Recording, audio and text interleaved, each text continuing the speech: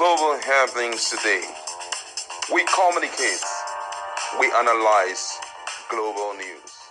Stay tuned. As the minimum wage committees are meeting right now in Abuja behind closed doors, comprising of some prominent members of the committee, like the Director General of the Nigerian Governors Forum (NGF), the Minister of Labour and Employment Kiruka Onyeyocha, the Governor of Imo State Hobuzodim, my representative of the Salaries, Income and Wages Commission, the Minister of Finance Wale Edong, as well as the Minister of Budget and National Planning Atiku Bagodo. The governors have decided to speak up, talking about the 36 governors of the states across Nigeria. And this is not a good news, I must say, for the salary staffs. I'm talking about the civil servants. What the governors have in their sleeve, I must say, is not a good one. But then, we'll give you full details of it in a jiffy. The governors of the 36 states of the Federation has asserted that the 60,000 naira minimum wage earlier proposed by the federal government is unsustainable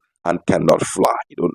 I recall that the Nigerian Labour Congress and the Trade Union Congress embarked on indefinite strike action on Monday after rejecting the federal government's 60,000 minimum wage. However, Ghana's Labour on Tuesday relaxed the strike action for 1 week to allow room for further negotiation with the federal government, which has promised to increase the wages from 60,000 naira. The 36 state governors, in a statement on Friday through the Director of Media and Public Affairs of the Nigerian Governors Forum, Hajia Halima Saliu Ahmed, said the 60,000 naira minimum wage is not realistic and unsustainable. The governors argued that implementing the 60,000 minimum wage will force some states to borrow to pay workers' salary. This was what she said. She said that the Nigerian Governors Forum (NGF) is in agreement that a new minimum wage is due. The forum also sympathizes with the labor union in their push for higher wages. However, the forum urges all parties to consider the fact that the minimum wage negotiation also involve consequential adjustment across all cadres, including pensioners. The NGF cautioned parties in this important discussion to look beyond just signing a document for the sake of it. Any agreement to be signed should be sustainable, realistic. All things considered, the NGF holds that the 60,000 naira minimum wage proposal is not sustainable and cannot fly. It will simply mean that many states will spend all their fact allocation on just paying salaries with nothing left for development purpose. In fact, a few states will end up borrowing to pay workers every month. We do not think this will be in the collective interest of the country, including the workers. We appeal that all parties involved, especially the labor union, consider all the socio-economic variables and settle for an agreement that is sustainable, durable, and fair to all other segments of the society who have legitimate claim to public resources. This is what most of us had feared. The private sector said 60,000 naira was okay, but the government says it's not possible. They will be using all their money from the federation account to pay just salary. The big question is, what is the way out? Is the labor going to resume strike again next week? Don't forget that they said they are relaxing the strike to give room for further negotiation. Right now, there is no concrete decision from the committee in charge of the minimum wage. We are yet to hear anything from them because they have a meeting right now behind closed doors. So nobody knows what they will come out with. But the state governors are saying it's not going to be sustainable. And that is one thing that must be dealt with speedily. If it is not dealt with, it's going to cost a lot. But personally, I can proffer some solution to the labor to help in the time like this.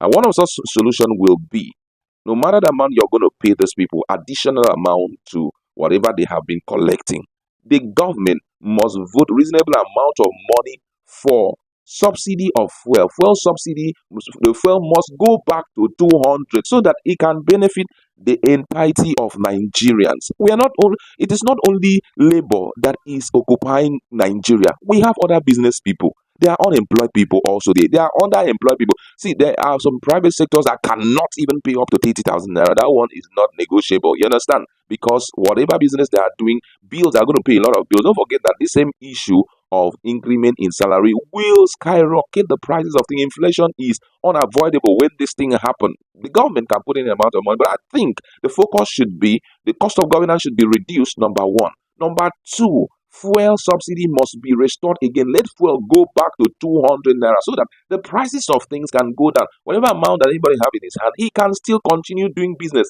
If not, what we are going to start seeing is number one, the prices of things will skyrocket. Number two, there's going to be a case of owing of salaries. The likes of Kogi State, when this man was the Yaya Ahmed was the, it wasn't even up to something like this. They were owing salaries for 7 months. How about pensioners? Because whatever decision they are going to be making right now, pensioners they have to also increase their own pensions. Putting all of that together and with what is happening in the country right now, no reasonable source of income, people are being taxed heavily. A lot of things is going on. Internally generated revenues are not making waves because already the country is really nosediving economically. So, keeping it at that level, even if they are going to sign it, because I think that the governors right now are just trying to tell the labor their mind. We can agree to pay you beyond 60,000 naira. But how about if it's going to be a case of for every 3 months, we are going to pay you 1 month? Whereby you see long cases of salaries, unpaid salaries. People can work for 6 months. The only number of months they have collected is just 2 months salary. It won't make any iota of sense. Don't forget that there are few states that have huge IGR and a huge allocation. The likes of Lagos, the likes of River State, the likes of Kano. How about places like Taraba? Let's talk about it. How about places like KB? How about places like Ebonyi State? How about places like, Benue State? We have some places, Plateau State. These guys, their IGR is nothing to write home about. Bauchi State, there are places that are already, their IGR is zero, at a very zero level. Places like, the northern part of our country where there is so much insecurity, people are running for their life. Put all of that into perspective and you will know the best decision to make. I think that the governors are just trying to be very plain, putting pen to paper and coming out with something to show. It's not going to be possible. Even the federal government we're talking about. Don't forget that borrowing has really skyrocketed ever since this administration came on board. They have been borrowing and borrowing, but the period of repayment of this loan has not even come. So by the time this thing happened, the next thing that as far as I'm concerned, the government of Bola Tinubu know best to do is to start taxing people. They will be taxing this one, taxing. But I know that immediately this increment pulls through, what we will hear next is that the likes of VAT has increased to as much as possibly 30%. So you can imagine the end users what they're going to be going through. In the banks, by the time you go and withdraw money, VAT of 7.5 will move possibly to 20%. So which means if you are withdrawing 10,000 naira, you're going to pay VAT of 20%, which is like 2,000 of what you are withdrawing.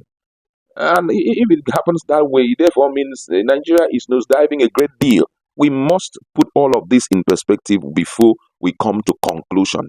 But however, let's wait to see what the Committee on Minimum Wage will come out with. But the governors have already given us a kind of insight into what to expect. That's where we'd like to leave it. Let's meet our conversation and discuss. What do you think will happen in the nearest future if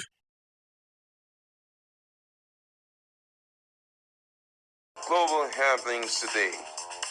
We communicate, we analyze global news.